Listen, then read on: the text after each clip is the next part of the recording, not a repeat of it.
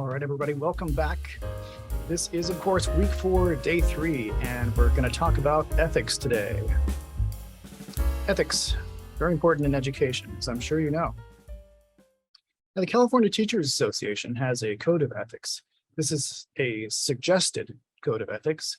No one is strictly bound to it, but it goes a long way towards giving us a framework for being ethical in the educational workplace. Here's one of the main tenets: the educator, believing in the worth and dignity of each human being, recognizes the supreme importance of the pursuit of truth, devotion to excellence, and the nurture of democratic principles. Essential to these goals is the protection of freedom to learn and to teach, and the guarantee of equal educational opportunity for all. Okay, so one of the mainstays of this course has been our discussing mainstreaming folks with exceptionalities. So students who have, historically, traditionally been marginalized. We're trying to make sure that everyone is brought into the fold. So we find that the best way to ensure that everyone is receiving the best education that they can is to provide everyone with the same resources. It sounds simple, doesn't it? But it's not what was assumed for a long time in education. The educator accepts the responsibility to adhere to the highest ethical standards. Okay, this is one of those jobs. Being in education, it's like being a doctor. It's like being a lawyer. You have to adhere, as it says, to the highest, the highest ethical standards. It's a high stakes, outward facing position with a very large audience. Okay, and so if we're not being 100% ethical 100% of the time, we open ourselves up to a lot of criticism and, maybe worse, getting fired, things like that.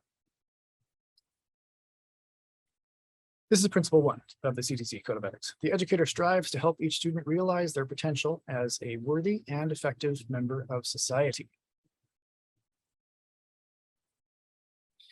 The educator also works to stimulate the spirit of inquiry, the acquisition of knowledge and understanding, and the formulation of goals. Okay, we talked many times in this course about goals, letting the students know what the goals are, because when an activity is goal-oriented and the students are aware of this, it makes them feel less like something is pointless if they were feeling that way in the first place. The educator shall not reasonably restrain the student from independent action in the pursuit of learning, and shall not unreasonably deny the student access to varying points of view. Okay, so addressing the second part, there is a phenomenon in this country known as revisionist history, where certain teachers, perhaps even certain districts, are changing the past to fit their current political views.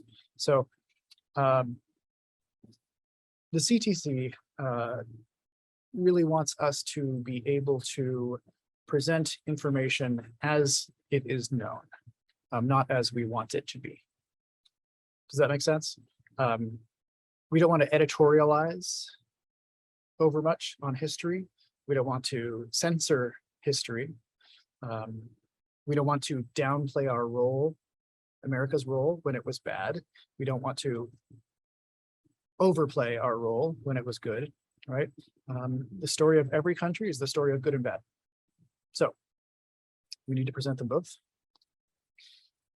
The educator shall not deliberately suppress or distort subject matter relevant to the student's progress, okay, what I was just talking about, and shall make reasonable effort to protect the student from conditions harmful to learning or to health and safety.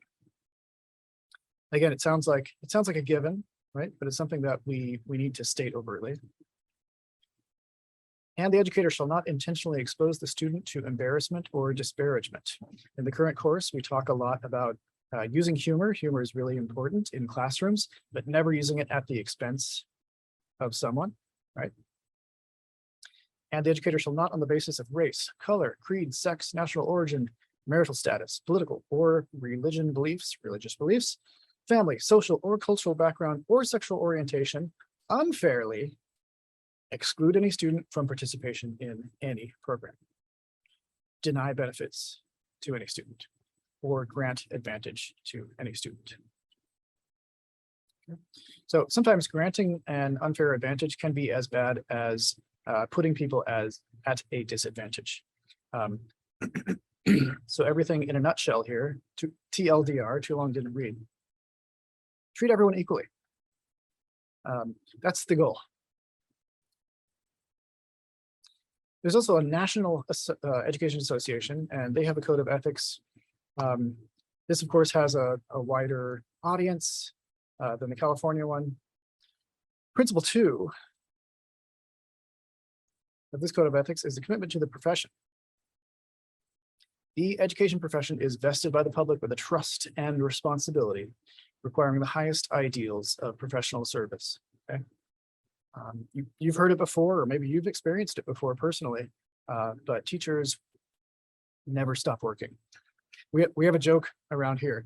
Weekends are for people who don't teach. I put in about 60 hours a week personally, but that's my choice. I don't need to do that. But you know, you can be sure that your classroom teacher will be working twice as many hours as you are, no matter how many hours you might be working. In my local district, the maximum number of hours for a paraeducator would be 30. Would be 30 per week. And as I said before, I'm doing about 60 per week. I'd say most teachers are doing this because they want to do it. We're not getting rich. But that trust and responsibility that the public gives us is based on our being people that have those qualities. So if you haven't done education before, if you haven't been in a classroom with people, you will know on the first day. You'll know on the first day whether or not this is for you. If it's for you, you're going to love it. You're going to love the rest of your working life.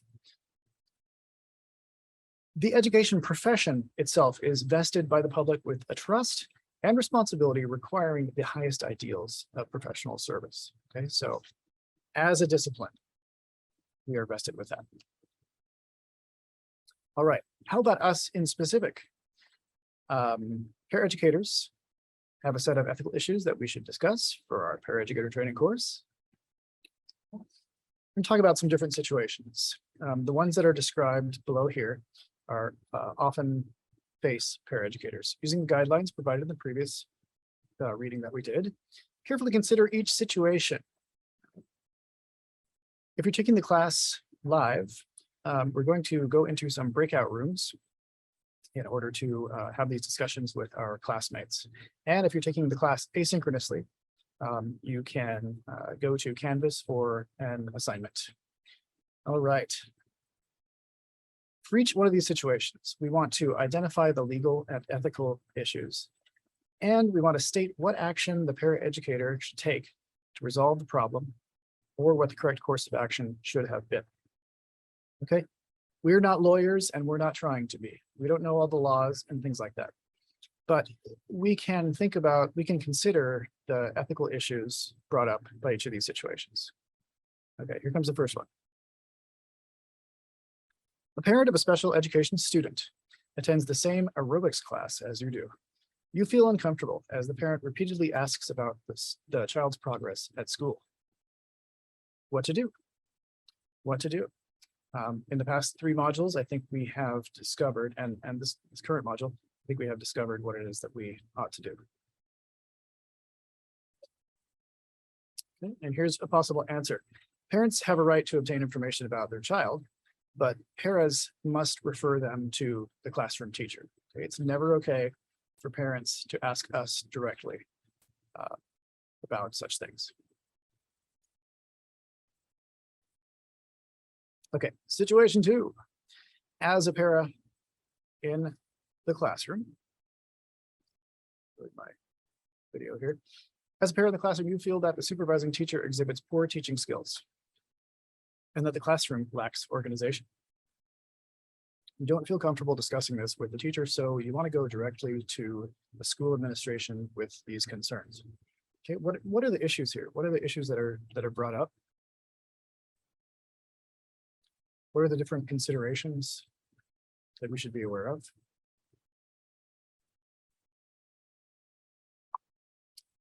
Here's a possible solution, one of two. It's sometimes difficult to discuss classroom strategies with a supervising teacher.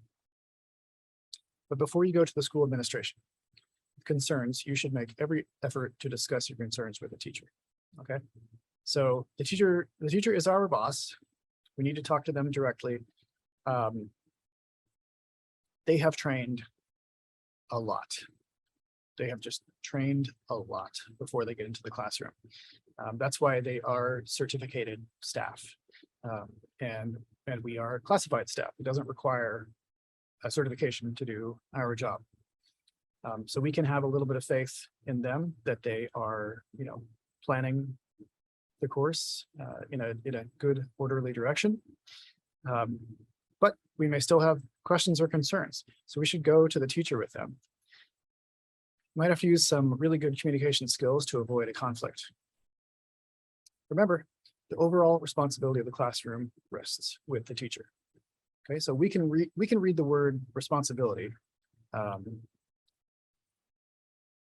number of ways, but one of the most ready ways is the understanding that the teacher is in charge, especially where the education side of things goes, the lesson planning. Okay. All right, situation 3, a para has the responsibility of transporting and supervising 3 students doing work experience at a local business. This can happen sometimes, especially in opportunity classroom. The paraeducator is asked to write an extensive task analysis of each of the students' work and then plan and create additional activities to be used for instruction. Okay, when we see the words plan and create, we should have some alarm bells going off. So what have we learned so far about what they can expect us to do, right? What can they reasonably expect us to do, and what are they required to not expect us to do? Okay, an answer coming up. This situation is not fair to the student, to the para, or to the teacher. It's asking the para to carry out responsibilities that are reserved for the teacher. The teacher has the responsibility to evaluate and plan the instructional activities. They can never ask us to do that. Okay, that's not us. We don't have to plan anything. The para may contribute information and work with the teacher to develop and deliver activities, but these should be under the supervision of the teacher. Okay? So we can help to develop, but we can't be solely responsible for developing. All right, here's the next situation. Number 4, the para and the teacher need time to discuss the behavior problems that a student, Matt, is having in the classroom. The para is asked to meet after school, but is paid only to be there when the children are in the classroom. Okay, what are some considerations here?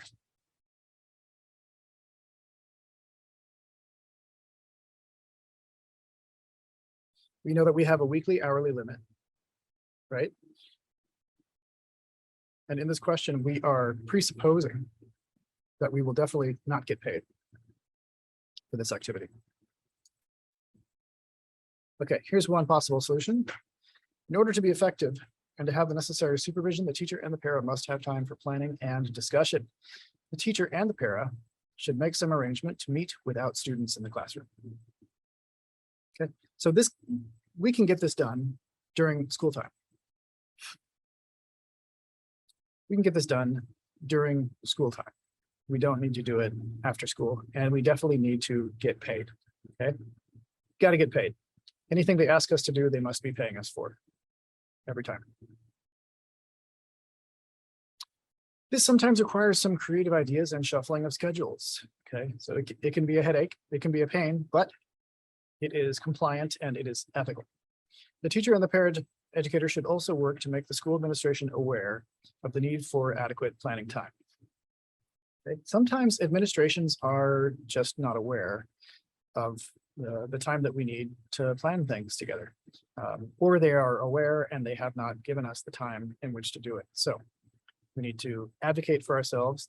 The classroom teacher needs to advocate for us, just as we are advocating for the students' needs. Okay, situation number 5. You work with a small group of paras who always sit together during lunch. They usually discuss problems and mistakes that their supervising teachers have made that morning. Dun, dun, dun. What are the issues here? Let's think about this.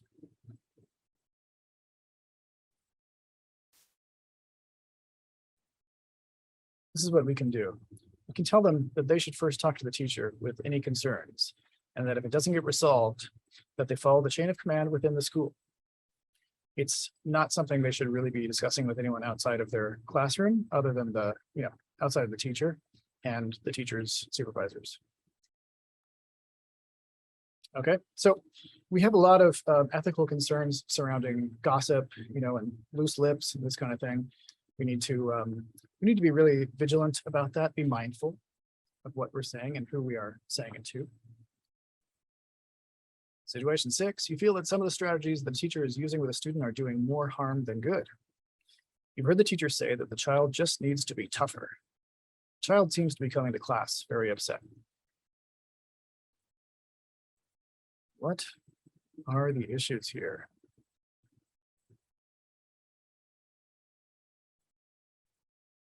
We ought to discuss our concerns about the effectiveness of the strategy with the teacher.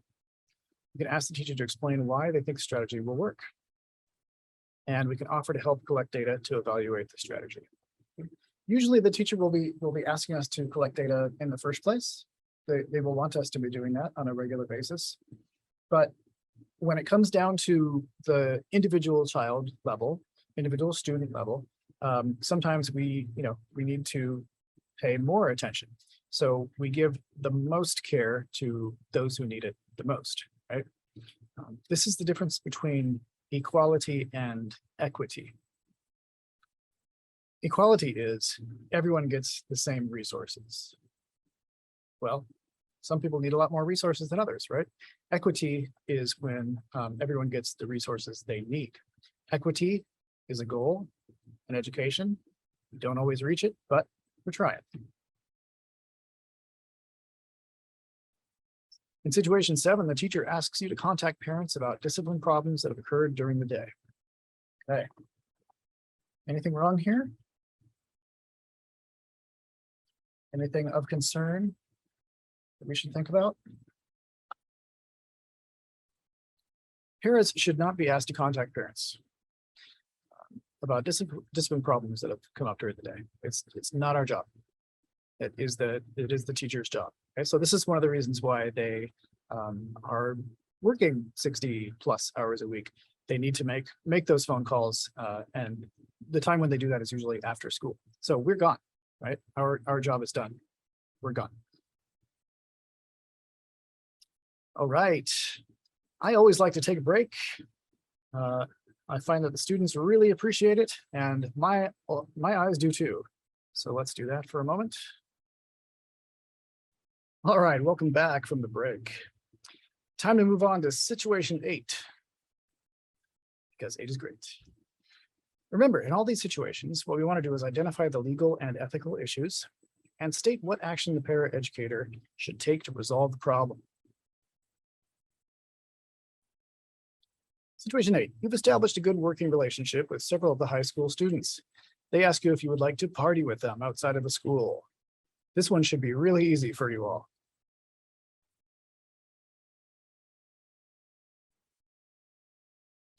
Although you do want to establish positive rapport with students, you must maintain your professional role as a role model and a representative of the school. It would not be in keeping with your professional role to party with students outside of school. Yeah, the police might not appreciate it either. Right. Okay, situation number 9. The school secretary administrative assistant, seems to be a good source of information about many of the students in the school. She seems to have considerable information about their families as well. You and the admin discuss a specific student's problems during lunch. What are the issues here? What could we do differently? Let's find out. Information about students is protected by confidentiality statutes. We've talked about FERPA in this course. You should rely only on documented, verified information about students and only discuss issues about a student with your supervising teacher. In situation 10, the teacher asks you, the para, to go to the office to obtain a student's cumulative record folder. Okay, so if you haven't seen one of these before, it's a big folder with all the students' information in it. These are getting replaced more and more by digital media, of course, these days, but they do still exist. Can the teacher ask us to go to the office to get one and bring it back? Well, paras, as employees of the school, may have access to confidential information about students and may have access to the student's cumulative folder. A confidentiality procedures training is recommended. Okay, so it's not in every school that a paraeducator would be asked to do such a thing. But regardless, we will at some point come into contact with various student records, and we want to make sure that we are acting completely above the board ethically with other people's information. So the school should provide us all with confidentiality training and pay us for doing the training. In situation 11, the teacher asks you to help a student with their social studies assignment. After looking at the lesson, you're not sure that you know enough about the subject to help the student. Okay, we've all been there. Every one of us, every teacher, every paraeducator. So what are the issues at play? What would the right course of action be here? Part of your job as a paraeducator includes learning what the students need to learn. You should feel free to ask the teacher for resources, assistance, and an instructional plan prior to when you need to work with the lesson. Okay, so we've said several times in this course already that it's the teacher's job to plan everything. It's not our job. So for each day, maybe not down to the minute, down to the hour, but for each day, the teacher should have extensive lesson plans written. All right, especially for the paraeducators. So, I, as a teacher, when I have teaching assistants working with me, I always make sure we've got step A to step B to step C, like that. And your classroom supervising teacher needs to do the same thing. Okay, imagine you're attending a church social, mosque, temple, whatever. One of the prominent members is sitting at your table. You hear them say, "I don't think they should be wasting that money on programs for children with disabilities. They won't amount to anything anyways. My child is in the gifted program and there is never enough money." All right, so it's a public social situation. If you are a member of this belief community, then your membership, or your, what should I say, your status or clout as a member is maybe called to the table. You have to kind of defend your group membership, right? You should consider yourself as a representative of the school in this case, however, and an advocate for students with disabilities, exceptionalities. Tell the person that you think the special education program is valuable and why. And of course, don't discuss specific students. Okay. The gifted students courses are also special education courses, by the way. Okay, they are for kids who work too fast. Yeah, kids who work too fast for the lesson plan that works for 80% of students.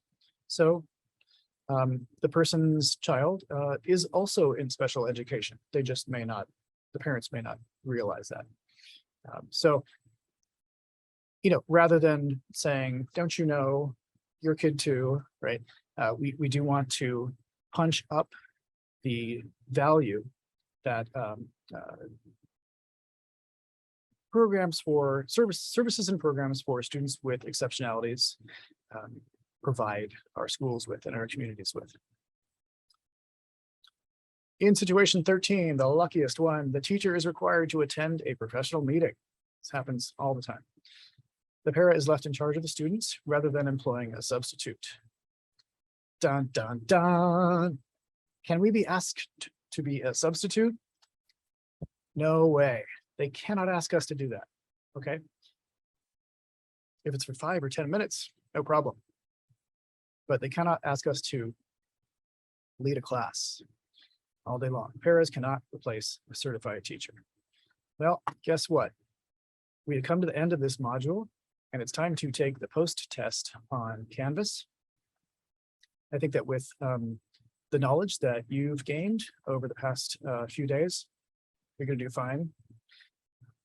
I'm sure you did fine on the pretest in the first place, but now you have a lot more information to back up those sort of gut feelings, which may have helped you in the first test. After that, folks, we are home free. It's the end of day 3, week 4. Thank you for staying with me until the end. And we'll be back for module 5, week 5, of course. Bye-bye.